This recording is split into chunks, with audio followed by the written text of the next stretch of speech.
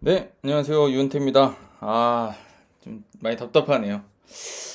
이거 세 번째 찍고 있는데, 이렇게까지 열심히 할 건 아니었는데, 제가 꼭 하고 싶긴 했지만, 이게 올려드리고 또 안 올려드리면 또 더 기분이 나쁘실 것 같아서, 일단은 지금 그 오디오 입력 장치를, 이거 원래 항상 쓰던 이 마이크 아니고 노트북으로 일단 녹음을 하고 있습니다. 이거마저 문제가 생기면 이번 거는 다음 생에 들으시는 걸로 하고 일단 빨리 끝내고 가보도록 하겠습니다. 저도 자야 되는데 지금 내일 아침에 일찍 출근해야 되는데 지금 이럴 때가 아닌데 말썽을 부리고 있습니다. 네. 자, 제가 이제 드리고 싶은 이야기는 그거였어요. 광주랑 울산이 사실상 3연전을 치렀는데 저는 울산이 광주를 진짜 오랜만에 경기 내용적으로도 이기고 결과도 이긴 경기였다라고 생각한다. 근데 광주는 여지까지 하던 대로 그대로 거의 해온 상태고 울산은 거기서 약간 변화를 준 상태라고 봐야 되겠죠. 왜냐면 감독님이 새로 오셨고 지금까지 어떻게 보면 어, 조금 주도하는 축구를 하긴 했었지만 그게 이제 많은 분들의 저는 그렇게까지 뭐 홍명보 감독님이 전술이 없다고 생각까지는 하지 않는데 많은 분들이 이제 홍 감독님이 사실은 좀 선수발로 축구한 것 같다 이런 이야기를 많이 이제 댓글 다시는 걸 봤어요. 제가 사실은 근데 뭐 동감을 뭐 100% 하는 건 아니지만 사실 또 맞기도 하다고 생각하는 부분이 뭐냐면 매우 전술적으로 접근하진 않는다라고 생각해요. 근데 그게 뭐 물론 실리적으로 접근해서 성적 내는데 그 선수들 층이 좋은데 그거 안 쓰는 것도 사실 이상한 거긴 하거든요. 그래서 이제 뭐 울산이 지금 어떻게 바뀔까? 좀 더 전술적인 면을 강조해서 좀 어떤 팀적인 게 많이 보일 수 있을까라는 생각을 가지고 있었는데 저는 그게 이제 울산이 정비가 되면서 광주랑 굉장히 재밌는 게임을 한 것 같아요. 그래서 제가 한참 설명한 얘기를 다시 하려고 그러다 보니까 이게 순서가 좀 바뀌고 하기도 하는데 그러니까 이게 저는 매우 그 가장 재밌었던 라이벌전 그전 세계적으로 봤을 때 그게 이제 클롭이 있을 때 리버풀하고 펩이 있을 때 맨시티 그러니까 둘이 막 작년까지 계속 있었으니까 이 두 팀의 경기가 늘 재밌었던 이유가 서로 뺏고 뺏기고 또 뺏고 뺏기는 어떤 압박 싸움이 벌어지긴 하지만 그냥 단순히 압박 싸움만 벌이는 게 아니라 두 팀 다 공을 굉장히 잘 차고 자기들 나름대로의 빌드업 체계를 늘 가지고 있는 팀들이었기 때문에 압박에서 풀려서 그냥 너무 멋진 공격 전개로 골을 넣든 아니면 압박 싸움에서 누군가가 뺏고 서로 막 뺏고 뺏기다가 거기서 집중력이 한번 딱 앞섰을 때 거기서 쇼 카운터를 쳐서 골을 넣든 어찌됐든 둘 다 잘해서 골을 넣는 경기들이 계속 나오는 거죠. 맨시티랑 리버풀이 최근에 이제 경기들 보면 난타전 벌이는 경기들이 꽤 있었는데 그 난타전 벌이는 경기들에서 뭔가 막 뭔가 상대가 실수했다 이렇게 하기보다는 둘 다 압박 수준 미쳤다. 야, 볼 진짜 개 잘 찬다. 막 이런 얘기가 그냥 자연스럽게 나온 경기들이었다고 생각을 하거든요.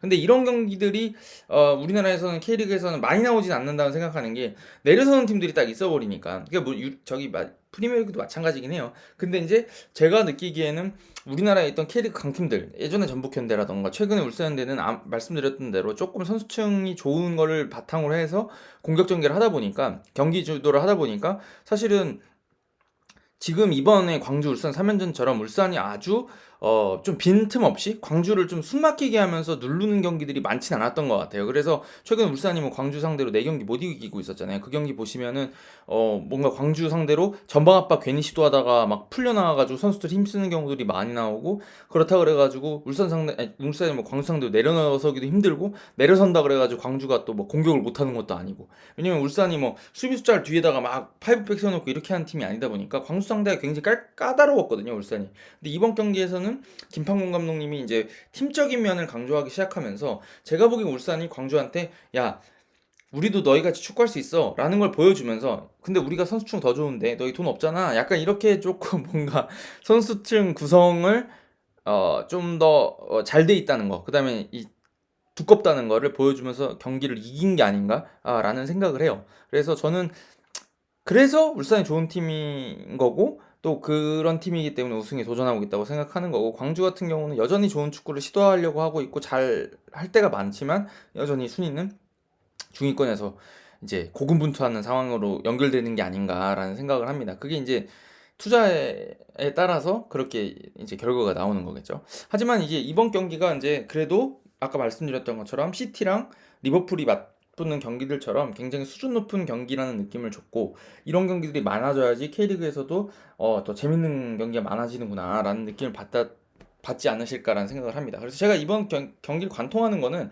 주도적인 축구와 주도적인 축구를 만났을 때, 근데 그 주도적이라는 게 우리가 선수층 좋으니까 공격할 거야가 아니라 어떻게 주도권을 잡을 것이냐, 어떻게 주도권을 잡으려고 하는 상대한테 또 대처할 것이냐, 그 두 가지를 가지고 서로 어떤 전술적인 어떤 그림을 가지고, 큰 그림을 가지고 있고 디테일을 가지고 있는 팀들끼리 만나니까 이게 약간 좀 과한 설명일 수도 있겠지만 리버풀 시티 그 맞붙는 것 같은 느낌이 들었던 경기가 아닌가라는 생각이 듭니다. 그래서 서로 볼 잘 돌리고 서로 전방 압박 잘해서 누가 주도할 건지. 근데 이게 주도한 축구가 중요하다라고 생각하는 이유는 주도할 줄 알아야지 지고 있는 상황에서 쫓아가기 편해요.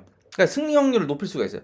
내려서 가지고 수비하는 팀들이 예를 들어 가지고 뭐 한 경기 이길 수는 있죠. 그렇지만 본인들이 실점했을 때 어떻게 득점할 건데? 라고 물어본다 그러면 주도성을 가지고 있는 팀들이 그럴 때 지고 있을 때 훨씬 더 많은 득점 찬스를 만들어낼 수가 있겠죠. 지고 있더라도 상대를 우리가 주도해서 누를 수가 있으니까. 근데 그런 어떤 디테일을 가지고 있느냐를 봤을 때 제가 봤을 때 광주도 있었고 울산도 있었다, 이런 얘기를 드리고 싶은 겁니다. 사실. 그래서 이 두 가지는 어떻게 설명드릴 거냐면, 아까 말씀드렸던 거랑 똑같아요. 시티 뭐 리버풀 얘기 말씀드리면서 전방 압박을 어떻게 할 것이냐. 그러니까 전방 압박을 왜 하는 것이냐. 그러니까 전방 압박에 대한 게 첫 번째라고 생각하고, 두 번째는 이제 볼을 돌리는 겁니다. 빌드업을 잘해서 상대가 전방 압박 들어올 때 어떻게 대처할 거냐. 그러니까 주도적인 축구를 하려고 하는 팀 상대로 우리가 어떻게 대처할 것이냐. 그 두 가지가 되게 중요한 어떤 요소라고 생각하고, 사실은 제가 이 얘기를 드리면서 좀 조심스러운 이유가 뭐냐면, 이게 이제 제가 축구 전문가가 아니잖아요. 그냥 집에서 이런 거 리뷰하는 사람인 거지 축구를 전문적으로 한 지도자 선생님들하고 사실 비교가 안 되거든요. 그래서 이게 제가 설명드리는 게 전적으로 맞는지 모르겠어요. 그냥 제 느낌점입니다. 그래서 그냥 보시면서 쟤는 저렇게 생각하는구나 라고 생각해 주시면 좋을 것 같아요. 네. 제가 지금 이 영상만 좀 1시간 넘게 찍고 있는 거거든요. 그러니까 말이 빨라지네요. 빨리 하고 20분에 한번 끊고 가볼게요. 여러분들도 오히려 좋으실 것 같은데. 자, 제가 여지까지 이제 그 전북이나 뭐 울산이 좋을 때 선수층으로 찍어 누른다라고 했던 이유가 뭐냐면, 이렇게 뭐 상대가 사실은 압박 들어갈 때 디테일하게 안 들어간다, 그 얘기가 이제 그 얘기를 좀 드리고 싶었던 거거든요. 근데 이번 경기에서 울산은 상당히 이제 이게 디테일하게 들어가요, 압박을. 그래서 압박을 왜 하는지 이런 것도 다 설명이 될 것 같은데, 여기서 공을 잡고 있을 때는 안 달려들어요. 왜냐면 이런 게, 주민기 선수가 뭐 압박 시작한다 그래서 혼자 달려들고 막 달려드는데 이게 조직적으로 안 들어가고 다른 선수들이 놀기 시작하면 이 선수는 그냥 바보가 돼요. 왜냐면 들어가는데 안 그래도 광주 뿔잘 돌리는 팀이니까 여기다 줘버려요. 그럼 이 선수는 바보 되죠. 혹은 압박 타임이 좀 어긋나서 여기 공 잡는다고 뒤늦게 오기 시작하면 이 선수가 자연스럽게 이렇게 빠지면서 여기 투입되고, 그러면 이 8번 선수가 지금 빠져나간 공간, 이 공간 누가 채워요? 6번이 와서 채우나? 그러면 이제 여기 벌어지잖아요. 이런 식으로 압박 타이밍을 팀적으로 잡지 못하고 개개인이나 한 뭐 두세 명만 들어가서 조직적으로 들어가지 않으면은 이렇게 빈 공간을 오히려 노출하는 결과를 내거든요. 이게 제가 느끼기에는 가끔 울산이 광주 상대로 지고 있을 때 한번 달려들다가 잘 안 되면 이렇게 해가지고 경기를 어렵게 끌고 가는 경우도 꽤 있었거든요. 근데 이제 어떻게 하냐면, 처음에는 예를 들어서 이번에 공 잡고 있을 때 이쪽 중앙에 투입되는 거를 방지하면서 기다리는 거죠. 그러다가 이 패스가 이렇게 가기 시작하거나 가기 시작할 때쯤에 압박을 같이 시작하는데, 이때부터 중요해지는 게 놓치지 않는 겁니다. 놓치지 않는 거. 자기 마크맨을. 그래서 뭐 예를 들면 공이 일루 갈 때 뭐 9번 선수가 이렇게 압박을 해서 들어간다거나, 혹은 8번이 전진해가지고 압박할 수도 있겠죠. 그럴 때 이제 9번 선수가 여기를 뭐 제가 자주 설명드리지만 가리면서 가는 식으로 가면 여기서 2번한테 패스 가는 걸 막을 수가 있거든요. 막으면서 여기 맨투맨을 하나씩 잡는 거죠. 그래서 8번은 7번 투입 못하게 잡고 6번은 10번 견제하라고 하고, 이 11번이 움직이려고 그러면 5번이 가고, 여기는 이렇게 잡아가지고 이 선수가 줄 수 있는 데가 없게. 그래서 이게 여기서 사실은 이럴 때는 많이 나오는 것들이, 지금은 9번이 가리면서 간다고 해서 이 상태로는 안 되지만 이렇게 내려가면 여기 줄 수 있거든요. 근데 그러면 이제 여기 또 다시 가요, 이렇게. 그러면 3번을 또 가리면서. 그러면 이제 여기 있는 선수들이 패스 거리가 멀어지니까 내려갈 텐데, 이거를 놓치지 않고 맨투맨을 가지고 다 따라 들어오는 겁니다, 여기를. 이렇게. 뭐 예를 들면. 근데 이렇게 되면 결국엔 여기서 본인들이 이 뒷공간, 이 여유가 사라지고 나면 여기서는 실수하면 진짜 바로 골이니까 롱킥을 차든 혹은 억지로 투입하려다가 여기서 뺏겨가지고 쇼카운터를 맞는 상황이 오는 거죠. 이게 지금 그 4강 1차전, 코리아컵 4강 1차전하고 K리그 1 경기에서 울산이 승리를 따냈던 방법이고, 또 동시에 광주도 이런 전술을 쓰기 때문에 똑같이 압박하고 하기 때문에 광주 같은 경우는 오우성 선수가 4강 2차전에서 이런 식으로 마테우스 공 뺏어가지고 득점을 했었잖아요. 결국에는 이런 식으로 전방 압박을 시도하면서 상대가 볼을 맘대로 돌리지 못하게 하는 것. 그래서 앞으로 전진을 하지만 이거에 나가는 패스를 그 후방부터 빌드업하는 패스의 질을 떨어뜨리는 거죠. 그 정확도도 떨어뜨리고 방향도 제한하고 그 다음에 실수할 수 있는 여지도 늘어나고 정확도가 떨어지니까 예, 그렇게 되는 거 아니겠습니까? 그리고 방향도 심지어 유도하죠. 이쪽으로는 못 나가게 만들어 놓고 있으니까 이 9번 선수 덕분에 그런 것들 때문에 상대가 공격을 못하게 만들어 놓고 여기서 그냥 뭐 살아남겠다고 뻥 차는 경우도 있죠. 이것도 필요합니다. 필요하지만 이렇게 되면 절대적으로 수비가 유리하죠. 숫자도 많고 본인은 나오면서 관리하지만 이 선수들은 등진 상태로 싸워야 되기 때문에 수비가 유리하단 말이에요. 그러니까 수비들이 이거는 공 잡아가지고 빼앗으면 우리는 상대는 또 라인까지 놔둬져 있으니까 가둬놓고 팰 수 있는 어떤 이 여건을 마련하게 되는 거죠. 그러니까 이게 주도권을 잡으려고 그러면 전방 압박을 잘해야 된다는 거예요. 상대가 실수하고 계속 걷어내고 막 허둥지둥하게 만들려고 그러면 전방 압박을 잘해야 된다는 겁니다. 근데 이게 아까 말씀드렸던 것처럼 이 팀 단위 압박이 안 들어가고 개인 압박이 들어가면 이 선수 벗겨지고 나면 빈 공간들을 채우기가 너무 힘들어진다는 거죠. 결국엔 조직력의 문제고 팀의 문제인 거죠. 이게 제가 보기엔 김판국 감독님 오신 뒤에 굉장히 좋아진 면입니다. 이게 광주도 잘했어요. 광주도 잘하고 울산도 잘했는데 제가 봤을 땐 역시 이럴 때는 차이가 나는 게 선수 퀄리티인 것 같아요. 선수 퀄리티가 뭐 광주 선수들이 막 말도 안 되는 퀄리티 이렇게 말씀드리고 싶은 게 아니라 아무래도 국가대표 선수들급이 울산에 많고 그 다음에 선수층도 두껍기 때문에 체력적으로도 좋은 선수들이 많고 편차도 적고 그런 것들을 잘 활용해서 울산이 경기를 좀 잘 주도하고 득점들을 만들어내고 하면서 2승 1무 하지만 1대0 1대0 2대2 2대2 2대2로 끝난 이게 근소한 차이였다고 생각하는데 그런 것들을 울산이 잘 잡아냈다는 거죠. 근데 이게 예전에 전북현대라던가 울산현대라던가 그 뭐 홍명관 위치에 대해서 울산현대라던가 이런 때는 사실 생각해 보면 그 이렇게 질식시키듯이 막 천천히 죄어가듯이 완벽하게 뭔가 틀어진 것 같은 느낌? 그러니까 제가 보기 울산이 이번 경기에서는 물론 2차전에서는 2골이나 실점하긴 했지만 그렇다 그래가지고 뭔가 불안한 느낌을 주는 경기는 아니었던 것 같거든요. 이거 이러다 지겠는데라는 느낌보다는 울산도 참 단단하게 한다 이런 느낌을 줬는데 이렇게 하려고 그러면 역시 팀의 전술이 조금 더 확실하게 서 있는 게 중요하다 얘기를 드리고 싶은 거고 여지까지 지금 울산이 최근에 홍명만의 체제에서 많이 먹었던 것들이 전방 압박 잘못 들어가거나 혹은 볼을 이제 돌리다가 이제 뒤에서 말씀드리겠지만 빌드업 얘기도 드리겠지만 볼 잘못 돌리다가 그냥 역습을 이제 또 리드 뺏긴 다음에 그러다가 이 라인 내려가는데 일선은 뒤까지 내려왔는데 여기 허리 있는 선수들 못 내려와가지고 여기 앞에서 골 먹는 경우들 많았잖아요. 페널티 박스 앞에서 이강현이라던가 그 박태준이라던가 이런 선수들 골 먹어가 조현우도 꼼짝 못하고 먹는 골들 많이 먹었잖아요. 근데 그러려 그러면 이게 지금 압박이 풀리면 안 된다는 얘기거든요. 근데 이게 풀리고 나면 여기 뒤에 있는 선수들은 깊이 내려와야 되고 여기 올라가서 전방 압박 시도했던 선수들도 내려와야 되기 때문에 힘들어요.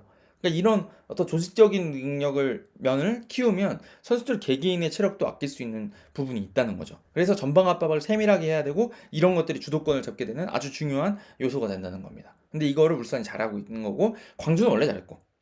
그래서 이 두 팀이 그렇게 만나니까 계속 싸움이 나잖아요. 여기서 허리에서 뺏고. 그러니까 어떻게 싸우냐면 예를 들어가지고 2번이 6번 넣는데 막 7번이 달려들어서 뺐습니다. 그러면 뺐을 때 그냥 있는 게 아니라 여기서 역습 주는 게 아니라 여기 옆에 있는 8번 선수나 막 9번이 즉시 압박을 다시 해요. 그럼 또 뺏어. 그러면 여기서 2번 선수가 또 와가지고 여기 또 뺐습니다. 그래서 여기서 막 쟁탈전이 막 벌어지다가 여기서 빡 한 번 쇼카운터 들어가면 득점이 나오는 거죠. 이게 이제 아까 말씀드렸던 야구 득점이 그렇게 계속 나왔던 거 아닙니까? 그러니까 이런 식으로 전개를 하는 것들이 굉장히 이제 이 주도권 다툼을 벌이는 프로액티브한 축구에서 자주 나오는 장면들. 이 두 팀이 만났을 때. 예, 이게 재밌는 장면이거든요, 사실. 그래서 이번 경기 보시면서 밀도가 높다. 이런 얘기를 많이 하셨을 것 같아요. 그러니까 그냥 허투루 보낼 시간이 없는 느낌. 예.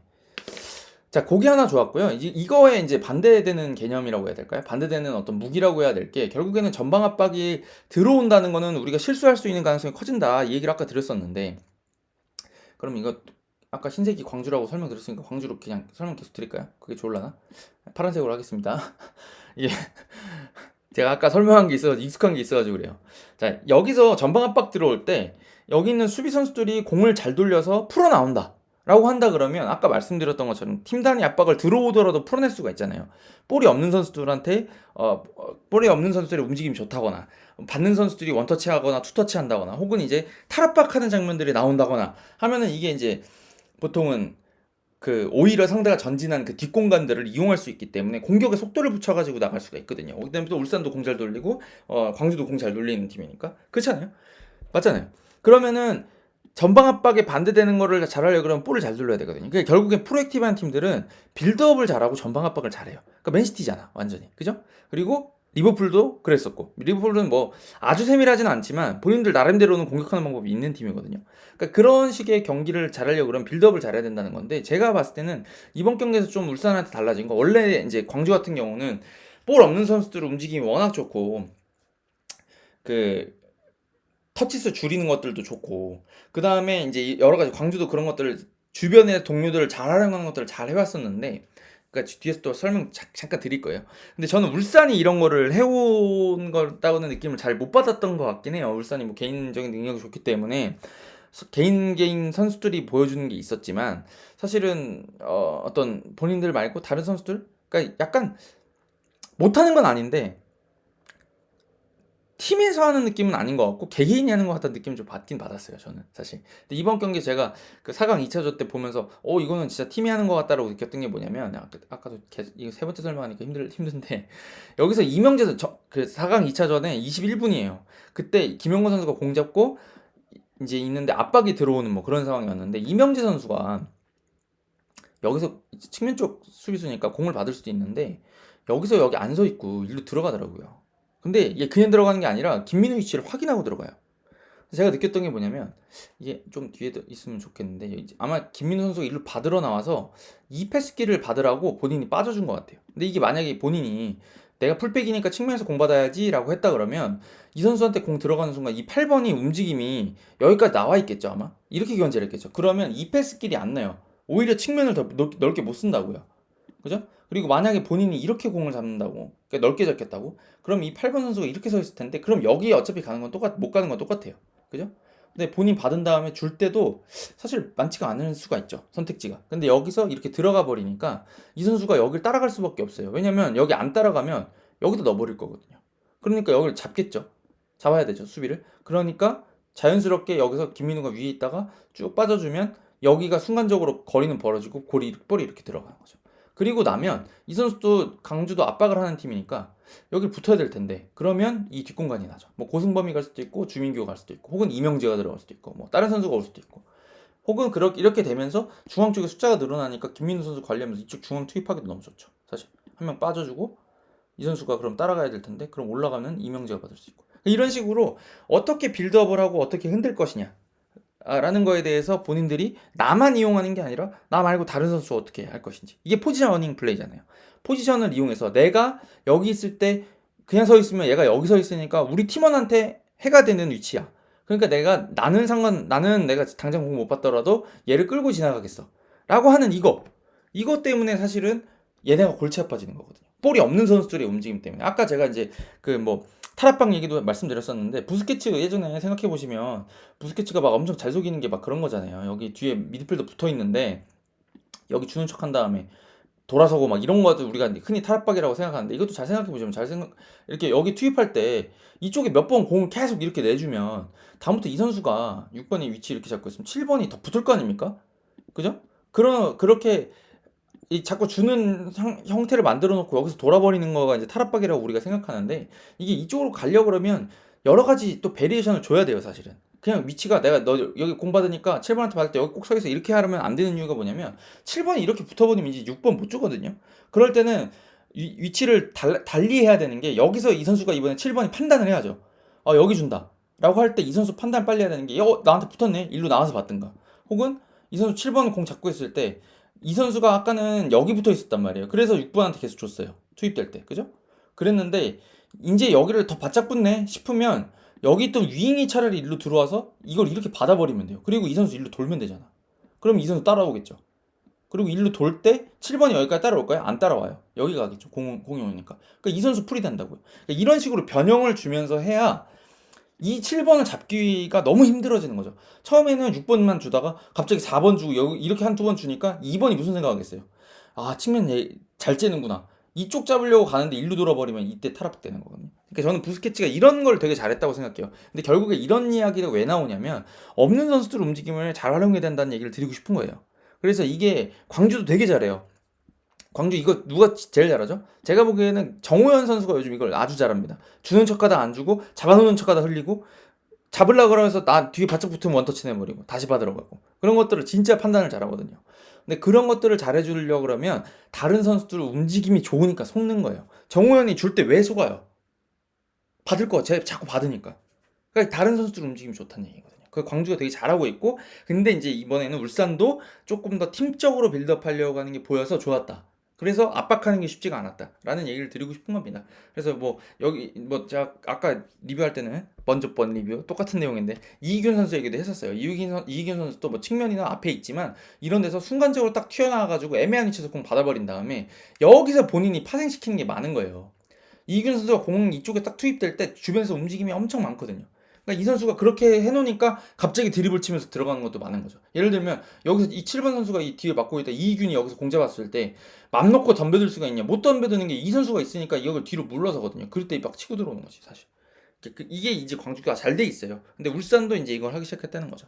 그래서 이번 경기는 사실은 전방 압박하고 서로 빌드업을 해가지고 누가 주도권을 잡을 건지 내가 전방 압박 당할 때는 내가 이걸 풀어나올 수 있는가 그리고 상대편은 그걸 못 나가게 할 수 있는가 그 싸움이 벌어지는 거고 또 반대로 상대편 진영에 있으면 그 반대의 싸움이 벌어지고 중앙에 이렇게 라인이 비슷비슷하게 잡혀있을 때는 여기 투입될 때 그냥 여기서 개싸움이 벌어지는 겁니다. 근데 그 개싸움에서 이기고 나면 그 다음부터는 이제 본인들이 주도권을 잡아갈 수가 있는 거죠. 사실 여기서 그런 싸움이 벌어졌기 때문에 흥미로운 경기였고 굉장히 고급 축구였다라는 얘기를 드리고 싶은 거죠. 네, 좋은 축구고 이게 사실 유럽에서도 이런 축구를 많이 하려고 노력을 하고 있어요. 사실 그렇게 하는 게 선진 축구고 이렇게 해야 아까 말씀드렸던 것처럼 지고 있는 상황에서 쫓아갈 수 있고 우리가 최대한 많은 승리를 따낼 수 있는 전략이 된다, 전술이 된다는 거를 이렇게 이야기를 하고 있는 거죠. 제가 느끼기에는. 네. 하여튼 그렇습니다. 그래서 저는 이번 경기에서 좀 아쉬웠던 점은 잔디. 예, 예. 더운 곳에서 사실 잔디가 자라기 힘든 건 맞고 우리나라가 이제 8월이 너무 7, 8월이 너무 혹독해서 잔디들이 죽는 건 알겠어요. 하지만 광주는 뭐 봄에도 안 죽고 가을에도 안 죽고 그렇잖아요. 사실 그러니까 조금 더 신경 써주셨으면 좋겠다는 생각이 듭니다. 아까도 제가 뭐 비유를 드렸지만 파바로티를 앉혀놓고 마을회관에서 앰프 하나 틀어놓고 오페라를 들으면 그게 진짜 감동이 오겠느냐. 음향 시설이 얼마나 중요합니까? 그렇지 않아요? 그잖아요. 그냥 뭐 앞에서 뭐 기타 치고 노래 부르고 입 벌리는 걸 보러 가는 게 아니라 소리를 보러 가는 거잖아요. 우리 소리 들으러. 그런 콘서트를 간다 그러면 축구도 마찬가지죠. 이번 경기에서는 저는 아쉬웠던 게 잔디가 좀 안 좋다 보니까 빌드업하고 풀어나오는 거 그 과정이 좀 너무 많이 어려워져서 전방 압박을 많이 해야 되는 상황이 되고 전방 압박을 많이 해야 되니까 체력 싸움으로 흘러가는 부분이 있어서 그게 광주한테 좀 불리하게 좀 작용했던 부분도 있는 것 같아요. 물론 울산이 잘했지만. 그래서 다음부터는 좀 더 이렇게 양탄자 같이 잘 돼 있는 경기장에서 둘 팀이 같은 방식으로 싸움을 한다면 또 이것 또한 재미지 않겠느냐 라는 생각이 드는 경기였습니다. 뭐 빼먹은 내용이 있는지 모르겠는데 그래도 일단 가볼게요. 가보겠습니다. 이거 세 번이나 하려고 하니까 영 피곤하네요. 그래도 거의 핵심은 제가 다 말씀드린 것 같아요. 그러니까 주말에도 재밌게 한번 경기를 즐겨봐 주시면 좋겠습니다. 저도 가보도록 하겠습니다. 여러분 편한 한번 보내세요. 안녕.